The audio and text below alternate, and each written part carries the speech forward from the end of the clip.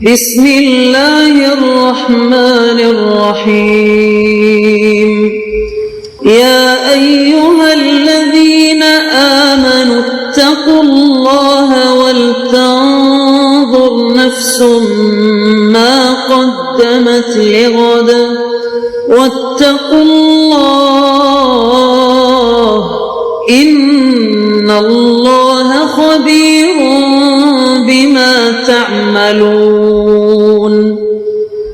اے ایمان والو، اللہ سے ڈرتے رہو اور ہر شخص کو دیکھنا چاہیے کہ اس نے کل یعنی آخرت کے لیے کیا سامان بھیجا ہے، اور ہم پھر کہتے ہیں کہ اللہ سے ڈرتے رہو، بے شک اللہ تمہارے سب اعمال سے خبردار ہے۔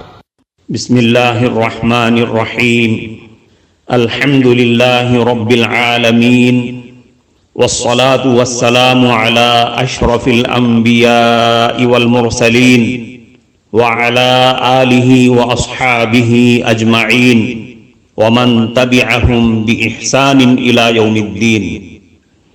قابل صد احترام حضرات شائقین و شائقات سچا پیغام، السلام علیکم ورحمۃ اللہ وبرکاتہ۔ آج کی محفل میراث النبی کے نورانی پروگرام میں آپ کا استقبال ہے۔ اہلا و سہلا مرحبا۔ ہم آپ تمام حضرات و مستورات کا خیر مقدم کرتے ہیں۔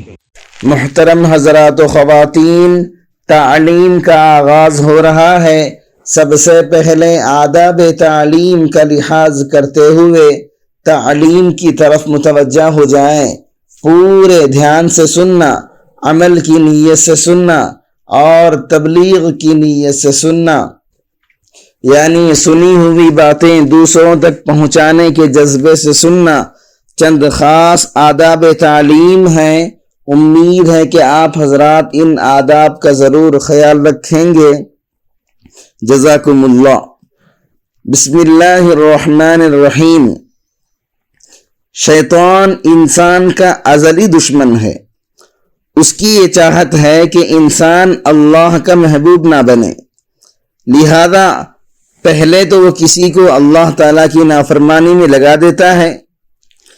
جب وہ آدمی نافرمانی کر لیتا ہے تو شیطان اسے اللہ تعالیٰ کی رحمت سے مایوس کرنے کی کوشش کرتا ہے۔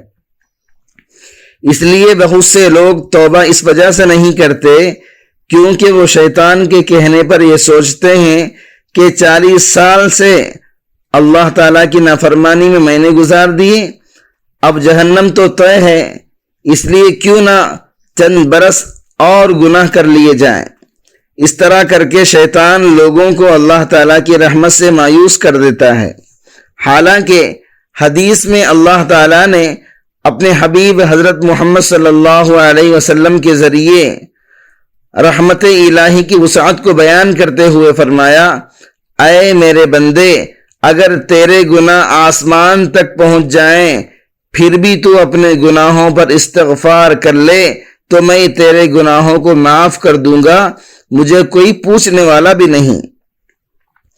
حدیث کا مطلب یہ ہے کہ اے میرے بندے، اگر تیرے گناہ زمین کو بھر دیں، ساری زمین تیرے گناہوں سے بھر جائے، حتیٰ کہ یہ خلا جو زمین اور آسمان کے درمیان ہے وہ بھی تیرے گناہوں سے بھر جائے، پھر تجھے اپنے گناہوں پر ندامت پیدا ہو جائے کہ میں نے اللہ کی نافرمانی کی، جس کی مجھ پر لاتعداد نعمتیں ہیں، میں نے اللہ کا رزق کھایا، اس روزی سے جو آنکھ میں قوت پیدا ہوئی، پھر انہی آنکھوں کو اللہ تعالیٰ کی نافرمانی میں لگا دیا۔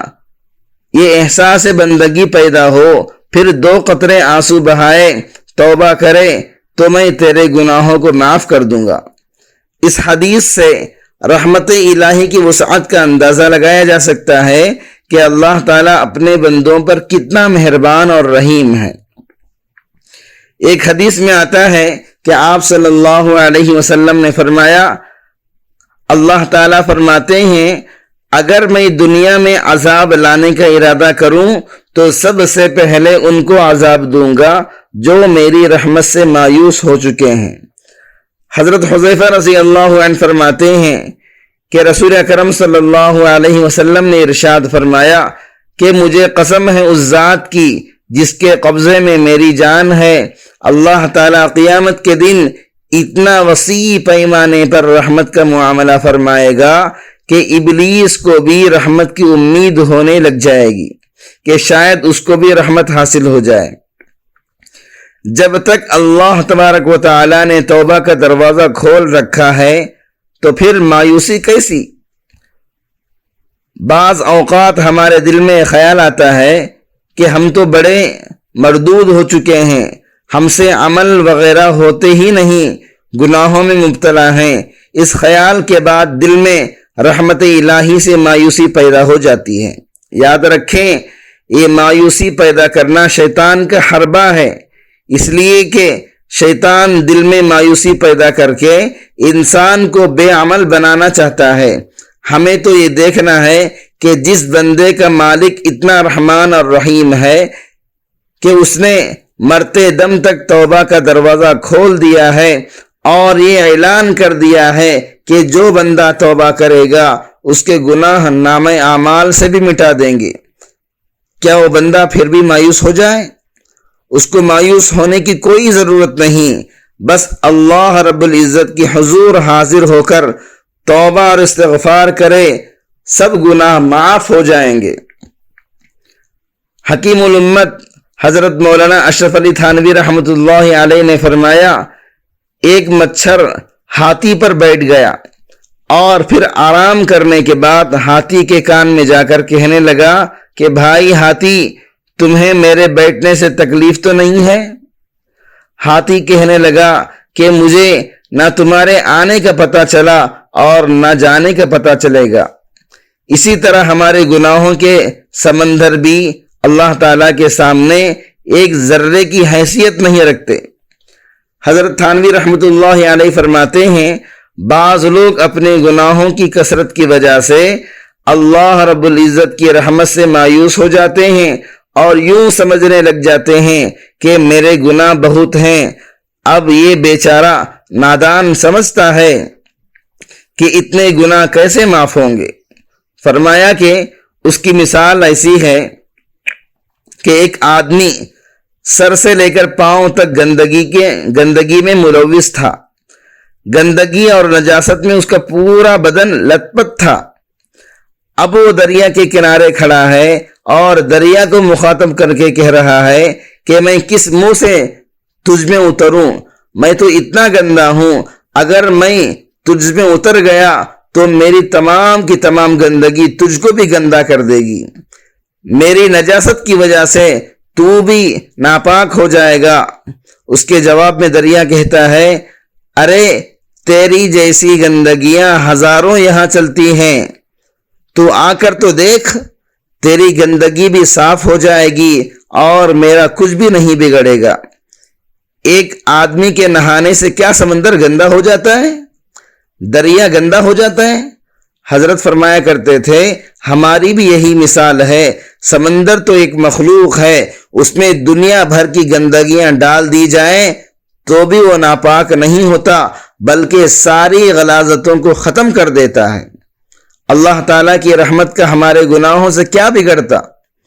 اللہ رب العزت کی رحمت کا چھینٹا ساری دنیا کے گناہوں کی گندگی دھونے کے لیے کافی ہے۔ اس لیے یہ نادانی کی بات ہے کہ آدمی اپنے گناہوں کی کثرت کو دیکھ کر اللہ رب العزت کی رحمت سے مایوس ہو جائے۔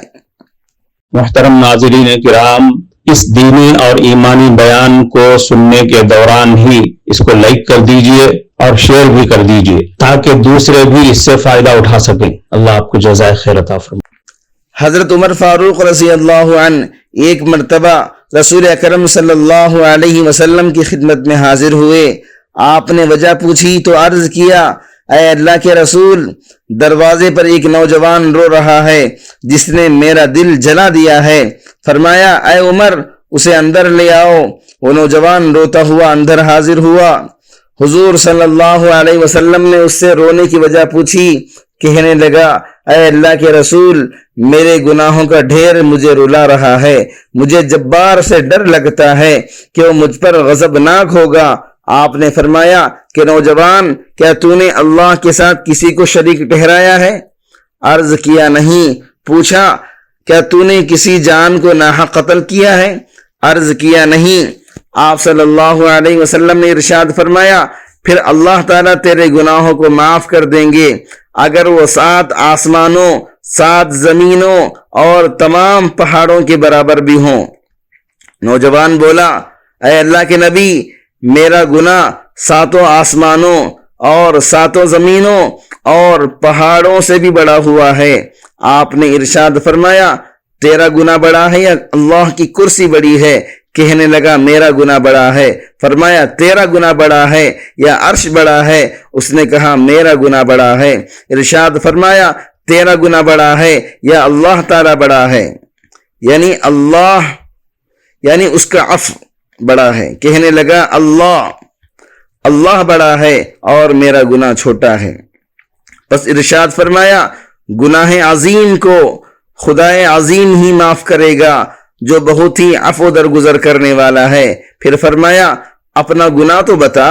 اس نے عرض کیا اے اللہ کے رسول، مجھے آپ سے حیا آتی ہے۔ آپ نے پھر پوچھا۔ اس نے کہا کہ میں کفن چور تھا اور 7 سال تک یہی پیشہ رہا۔ ایک دفعہ ایک انصار کی لڑکی فوت ہوئی تو میں نے اس کی قبر کھودی اور کفن اتار کر چل دیا۔ تھوڑی دور گیا تھا کہ شیطان نے مجھ پر غلبہ پایا۔